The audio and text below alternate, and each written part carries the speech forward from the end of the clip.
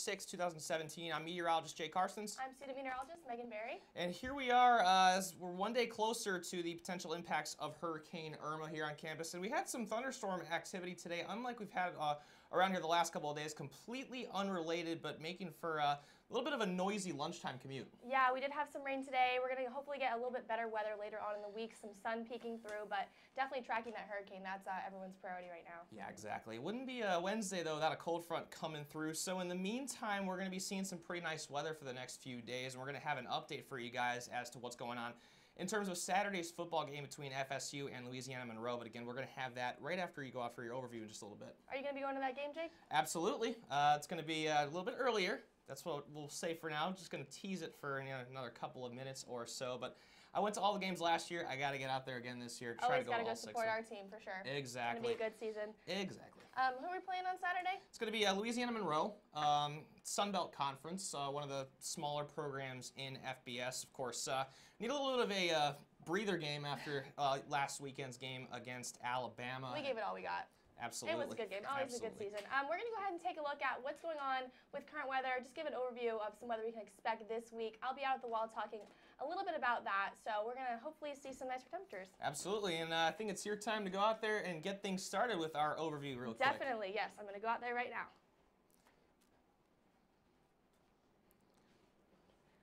All right, Jake, so let's go ahead and take a look at today's almanac. Our high temperature today was 83, which was not too high. We're used to those upper 90s this time of year, but looking at our average 90, like I said, so we were sitting a little bit colder. Record's about 97, which was way hot. It's late in the year, so we're not expecting those high temperatures. Our low today was 73 early in the morning. The average about 71, sitting right near that number. Record was 62 in 1994. That is a very low number. And our satellite and radar, we can see a lot of the cloud coverage today in Tallahassee. Some showers down here by Tampa and Gainesville, bringing that moisture up to our region. We experience those afternoon thunderstorms per usual in Florida. A lot of activity out here in the Atlantic as well. Hopefully nothing that brings too much severe weather to the Tallahassee region. Tonight's forecast, bring an umbrella. It's not going to be too nice out. 66, it's a pretty cool temperature, but we have that rain to accompany that 66, so hopefully around 2 a.m. if any of you guys are up that late, it's going to be kind of clear. But we're going to go ahead and send it back to the desk. All right, well, Megan, once you're coming on back in here, we have some updates to talk about when it comes to the upcoming football games here. Hurricane Irma having some impacts not just at FSU, but across much of the state of Florida here, but let's first start off with the update on the football game. Yeah, so we were all looking forward to that nighttime game on Saturday. I know the temperatures are a lot nicer, the crowd's a lot more energetic, but it did get moved. Yeah, 12 p.m. now instead of a 7 p.m. kickoff, so anybody that's trying to get out there, gates will open at Zoe Campbell Stadium at 10 a.m. Saturday. Again, trying to get everybody out of town in case Irma has any impacts in the Tallahassee area into early next week. Hopefully our boys are still prepared, but you got to wake up early, got to start pre-gaming early, getting your FSU gear on around 9, but it's still going to be a great game, so go ahead and go out there and support our team. Yeah, absolutely. Other things, Miami, Arkansas State is canceled, and the Tampa Bay Buccaneers Miami Dolphins game getting pushed back to Week 11 to account for Irma. But now we have a more detailed local forecast with Sydney out at the wall.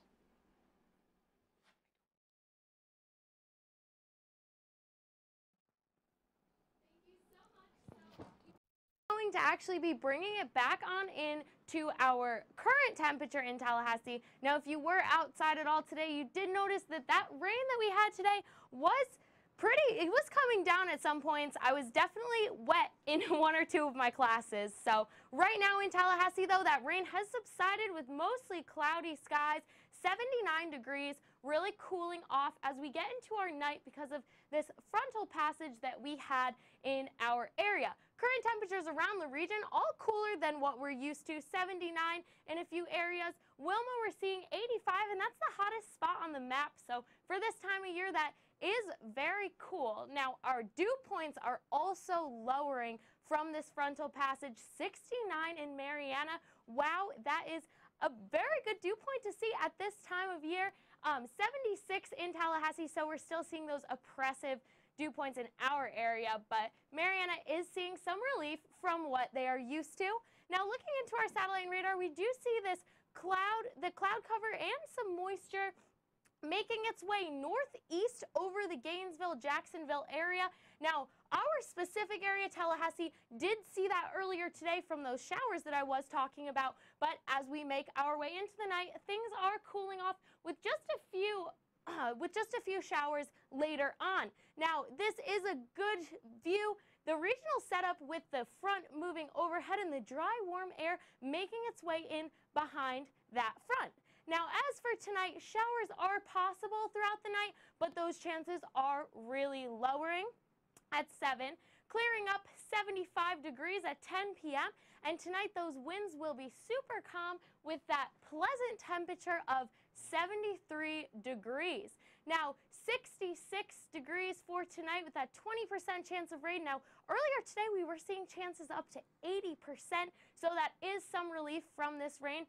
Don't forget that umbrella, though, just in case. And the skies will be clear by 2 a.m. with a calm wind.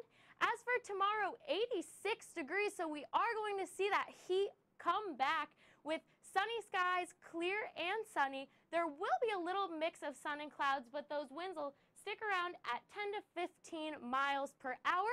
If you're going to the beach, tomorrow is going to be calm before we see things be shaken up in the Gulf of Mexico within the next week or so. So I would take advantage of this beach day, but don't forget that sunscreen. Now, looking at our 5-day forecast, we are going to notice those temperatures are sticking in the high 80s, Monday at the lowest at 84, and view that 70% chance of rain on Sunday. But as for right now, we are going to take a look at the tropics with Brantley. Megan, sorry. Not just yet. Can't get rid of that quick, Sydney. We're going to go ahead and pan out and just take a look at what's going on in the southeast region of the U.S. Obviously, a lot of action over here in the Gulf with Irma. We're going to focus on what's going on right now and current sky conditions. The story is pretty similar throughout Florida. We got partial cloud coverage up here all throughout Georgia, Alabama region. Down here in Key West, a little bit of sun. Always a little paradise down there, just enjoying their last few days before the storm comes. Orlando, looking pretty good as well. So just a pretty similar story. Cloud coverage, everything usual today. Current temperatures, though, pretty usual as well. 79 Tallahassee, didn't quite reach that 80 right now, but earlier today we did feel 83, so we're a little bit colder than we were today. Down here in Key West, 88, warm again. You can see this dark red color indicating the warmer temperatures. Up here in Montgomery and Huntsville, just a little bit colder, so they are feeling a little more comfortable than we are right now. Current relative humidity, though, 90 in Tallahassee. That is very uncomfortable, very, very humid. So outside, you probably realized that it rained earlier and that humidity was brought in by those showers. Down here in Key West, a little bit lower at 70. New Orleans at 60 right now, so they're a little drier than we are as well. Southeast radar, we saw this earlier. Seeing a lot of moisture down here. This was the remnants of Harvey bringing all this moisture up into the Tallahassee region. We can see that it's pulling up here through Savannah and Wilmington. Nothing that's going to be lurking around Tallahassee anytime after today. Those showers came and went. Looking at our watches and warnings, I'm going to move over here so we can see this obviously is all an indicator of the hurricane to come. Irma bringing all those severe warnings for everyone down there in South Florida. Up here a little bit more closer, Tallahassee getting some small craft advisories if you're out there on the water. Make sure you're paying attention to those advisories. Any boating or sailing activities might want to be hindered today with the high winds and waves that will accompany those thunderstorms. Tonight's forecast looking pretty good as well. Tallahassee sitting at 66. Possible chance of rain though tonight, so don't know if you want to go out there, make any evening plans, maybe just pack an umbrella or have alternative plans for that. Key West sitting at 83. A little bit colder up here in Montgomery and Tupelo, Atlanta in the 50s, so they're sitting pretty nice tonight as well. Tomorrow's forecast looking pretty great as well. 86 in Tallahassee, 93 in Orlando. The southern Sunshine State seeing a lot of thunderstorms, so not too ideal conditions down there, but as we move farther north, we see a lot more sun. So tomorrow, if you're in Georgia, Tallahassee region, we might get some sun, might get a couple showers, but it's looking pretty good right now. So make some outdoor plans. Like I said, pack an umbrella, have a plan B. Don't spend your day all outside because we are Florida. We get those afternoon thunderstorms. Right now, we're going to send it back to the desk with Sydney and Jake. All right, thanks a lot, Megan. We got a lot more to talk about nationally rather than just the tropics here. Out in the West, a growing wildfire situation has been evolving, and the epicenter of this is in California. Yeah, there are actually 19 fires going on right now in California, and one that has not been contained at all is in Tulare County, and it has burned 17,400 acres of land. So wow, that is a situation. But they do have 12,000 firefighters being sent over there to battle these fires. Yeah, and it's not just in California where, like we said, 19 wildfires are currently active. We also got plenty going on in parts of Oregon as well, really expanding throughout the entire Pacific coast here. Yeah, in Oregon, that 49,000 acres is currently burning, and they have it 15% contained. So they're really doing the best that they can to contain these fires, but it's hard for them when it's this much going on. Yeah, the Helena fire as well as this in Montana? Yeah, that is in Montana. 7,400 acres burned. They have that 6% contained. So they're doing the best that they can. It's definitely an uphill battle when we're talking here about this wildfire situation. And with everything else going on across the country, it's obviously a little bit difficult to get some of these resources out there to really contain these kinds of things. Thankfully, some of these wildfires, like in Montana, are in some of the more less populated areas, so these forced evacuations, although they will most likely become an issue in the not-so-distant future here, it could be worse here. It definitely could. Now, Jake, are you ready to take it out with that national? I think I am. We got plenty more to talk about here. We've been alluding to this cold front going on across much of the southeast here. But if we get the national graphics pulled up here, we're going to see plenty of other weather systems. Some severe thunderstorms were going on out in the northeast here. So I'm going to step out and we're going to get things started here. We're going to have a pretty detailed radar view. Starting off with the current conditions, you really see those cooler temperatures up in the northeast. Boston sitting at 66 degrees. Rainy conditions in really across much of the northeast right now. Only 64 in D.C., 64 in Detroit as well. A little bit warmer out to the south and west parts of the country. 84 in Dallas, 86 in San Antonio. The water vapor imagery really tells you most of the story here. So this big trough that we've been talking about in terms of how it's going to be steering Irma, that's really the big focus of why we have all this active weather in the northeast, as well as this cold front stretching into the northern Gulf of Mexico as well. You see all this water vapor down here. That's Hurricane Katia. Dry air working its way into Texas, why you saw all that sunshine earlier. And behind the cold front, Jordan's little game of spot the front. The temperature change is really telling the whole story. 13 degrees cooler in Boston than we were at this time yesterday. 14 degrees in Washington, D.C. And some warmer air beginning to settle in behind that.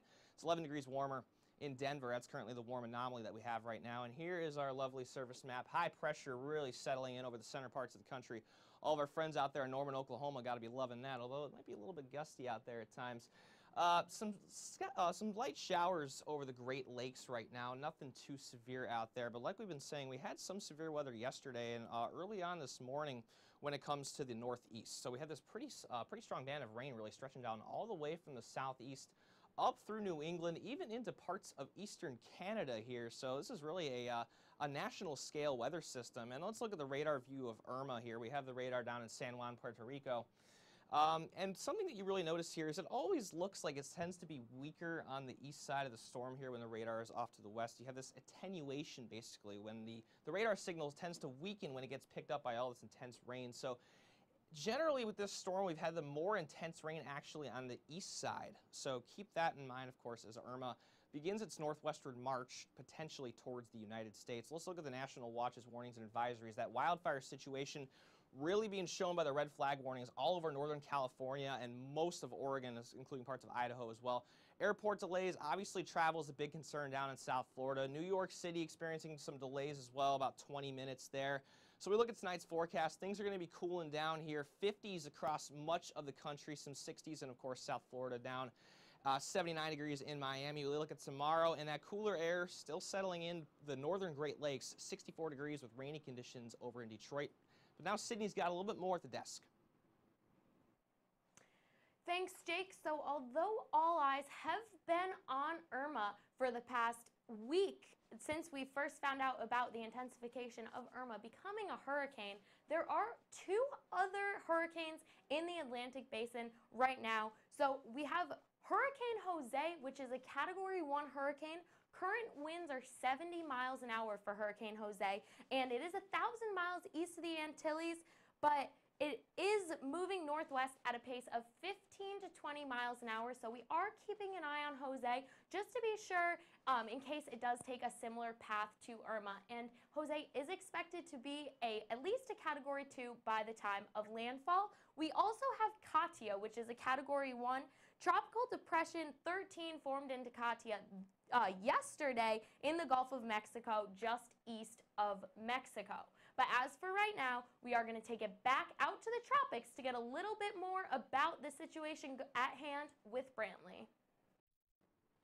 Thank you, Sydney. Right now, we are in the peak of hurricane season here at the start of September, and you can see here in these red areas on the map, these are areas that are more prone to seeing hurricanes at this time of the year. And we are in that zone right now. We have 3 active storms. You can see those highlighted in red here on our Atlantic storm name list. We have Category 5 Irma. We now have a Category 1 Hurricane Jose and Hurricane Katia. Well, those are also out there. We'll be talking about those in just a second. Just to see where those are at, we have a Category 1 there in the green. It's still very strong hurricanes that are going to impact parts of the Caribbean and Central America. And then Irma all the way at the maximum part of the scale at a Category 5.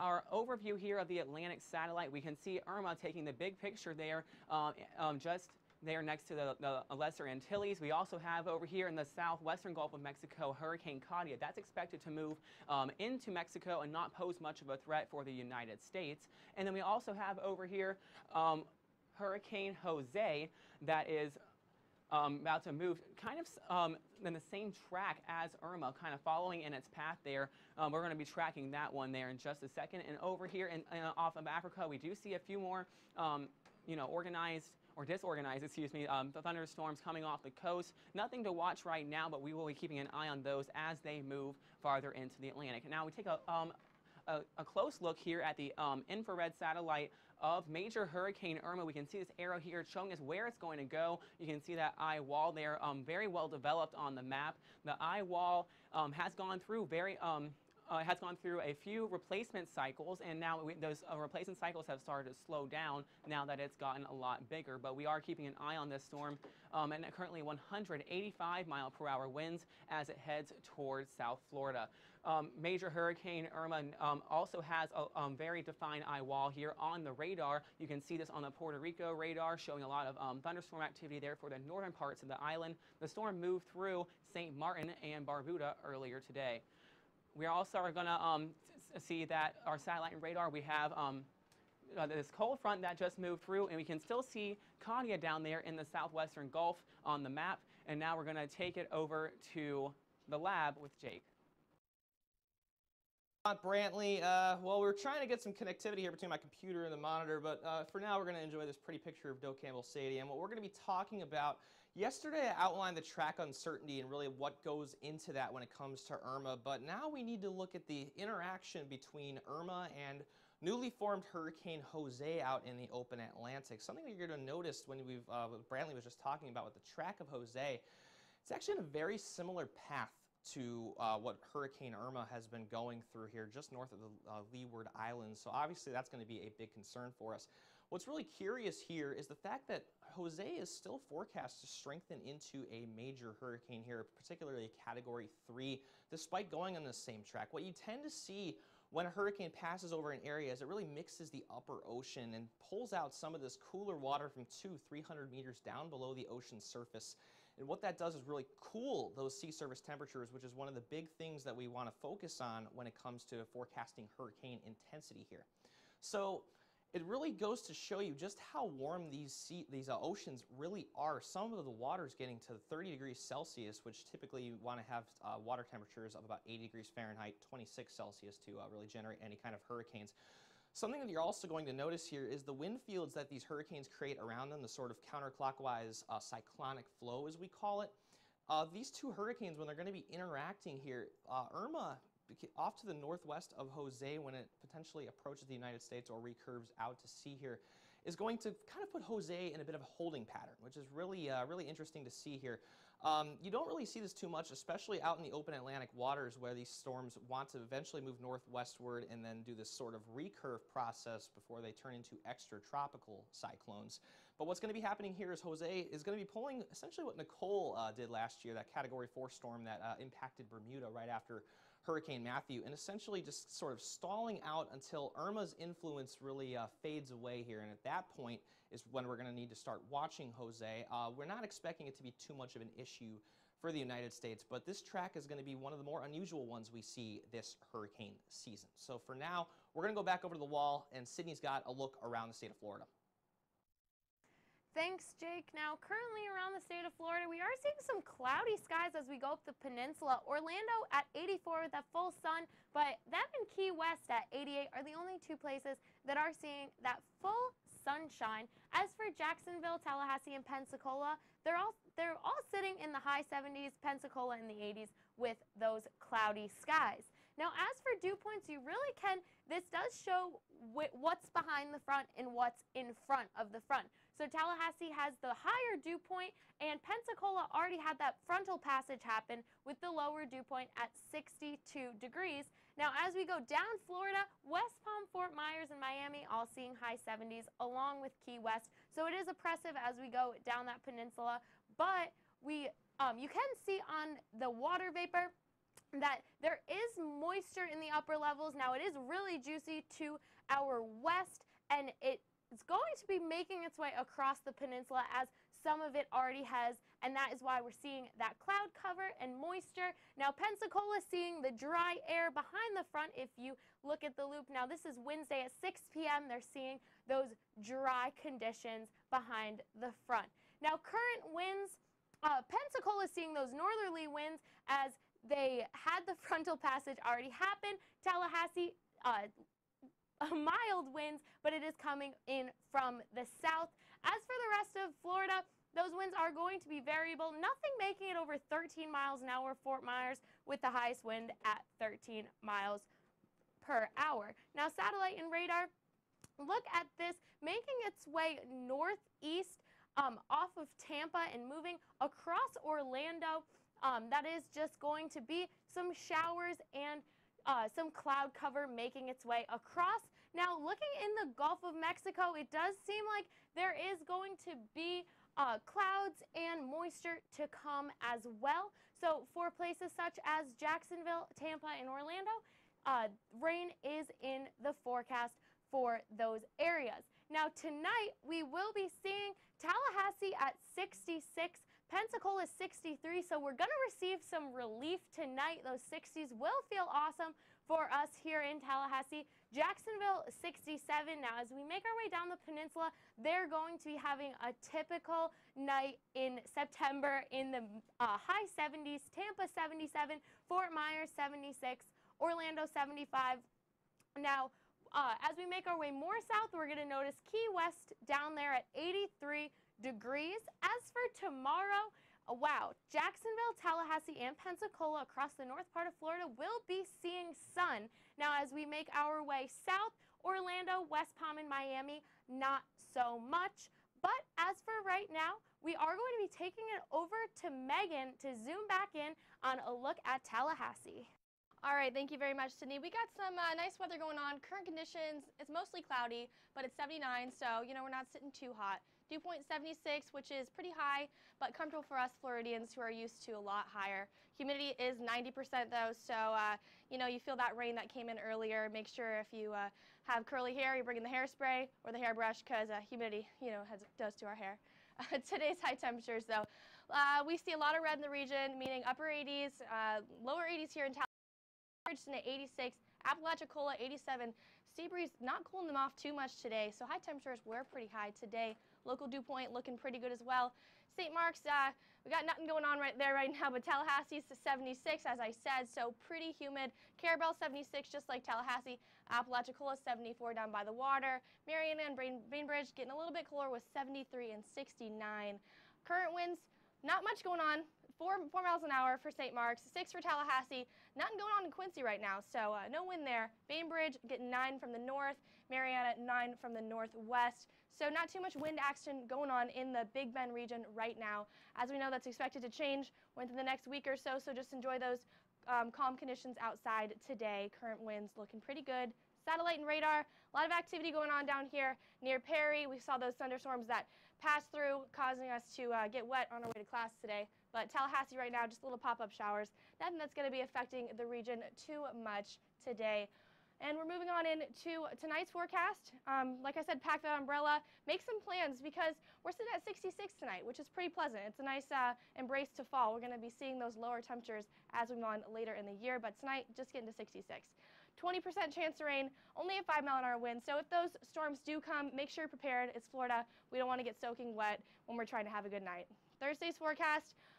Pretty good as well, 86, so we're sitting at mid-80s, just been the pattern for this time of year, but the winds are going to be about 10 miles an hour, picking up a little bit from 5 today. Partly cloudy tomorrow. It's going to be a beautiful day to kind of help us wind down our week, welcome us into Friday and Saturday, where hopefully we'll get to catch that football game, and Friday, you know, who doesn't love a good Friday? So, planning your night, go ahead and get out there tonight. Like I said, showers possible. Around 10, it should be clearing up. Any guys are going out on a Thursday, expect it to be a little bit calmer. Around midnight, if you're up walking to the library or maybe leaving Potts, it's going to be about 73, going to be a calm evening. So we'll enjoy that weather tonight as well. Planning your week, we can see that we have sun almost every day except for Sunday with that 70% chance of rain. So, you know, spend your Sunday studying, maybe indoors because it's going to be a pretty rough Sunday. But Thursday, tomorrow, looking pretty good. Friday, partly cloudy. Saturday, partly cloudy for that football game. Only a 20% chance of rain, but the game's in the morning, so shouldn't be affecting us too much. But rest of your week, looking pretty good. Wednesday, we see that sun a week from now, so we got that to look forward to. And we're going to go ahead and wrap things up with Brentley and Sydney. Thank you, Megan. We'll be keeping an eye on that 70% chance of rain as Hurricane Irma gets a little bit closer to Florida and we get more certainty as where it's going to go. But for now, preparations across the state are underway. We have mandatory evacuations in Miami-Dade and in Key West. We also have voluntary evacuations in a couple of counties like Broward and Collier, but we're going to start seeing more evacuations in the next couple of days. And we do really want to stress that with these evacuations, wait for your local government or it will cause mass chaos on those roads up Florida. So really wait for the okay from your local government to get yourself evacuated to a safer location. That's a very good point. And the governor has also activated support for people with special needs, veterans, and they've also activated 1,000 members of Florida's National Guard to help get prepared. Just for preventative measures now, we are going to be posting about this on social media for further updates, so like us on facebook.com/FSU Weather. Twitter is where we're most active, so I would recommend following us on Twitter. As for watching us, we have switched over to YouTube, but you still can watch our archived videos on livestream.com. Now, we do want to stress the safety of our viewers, but as for tonight, I'm student meteorologist Sydney Welch. And I'm Brantley Kite. Good night. Have a good night.